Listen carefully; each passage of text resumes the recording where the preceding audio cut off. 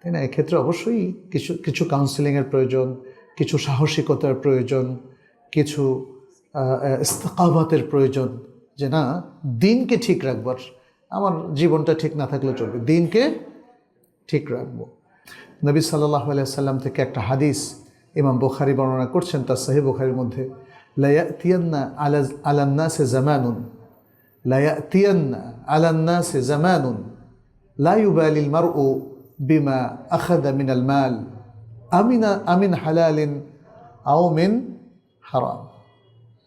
মানুষের কাছে এমন একটা জামানা চলে আসবে যখন মানুষ পরোয়া করবে না, যখন সে কোনো মাল গ্রহণ করে এটা কি হারাম নাকি হালাল। হারাম কিন্তু আমাদের জন্য বিশাল ফিতনা, ফিতনা কিনা?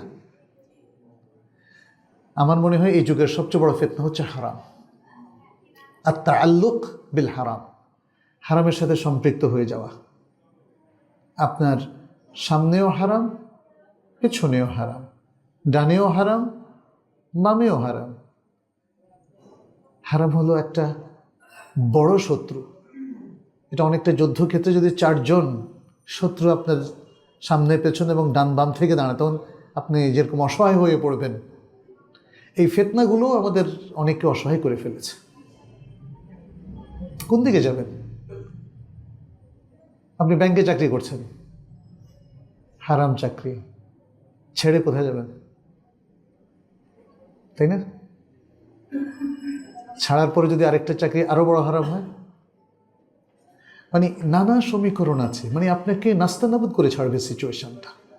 ফিতনা কোনটা করবেন আপনি? তাই না? এক্ষেত্রে অবশ্যই কিছু কিছু কাউন্সিলিংয়ের প্রয়োজন, কিছু সাহসিকতার প্রয়োজন, কিছু ইস্তেকাবাতের প্রয়োজন, যে না, দিনকে ঠিক রাখবার, আমার জীবনটা ঠিক না থাকলে চলবে, দিনকে ঠিক রাখবো। ফিতনা থেকে উত্তরণের বেশ কিছু উপায় আছে, সেটা আমরা অন্য সময় আলোচনা করব।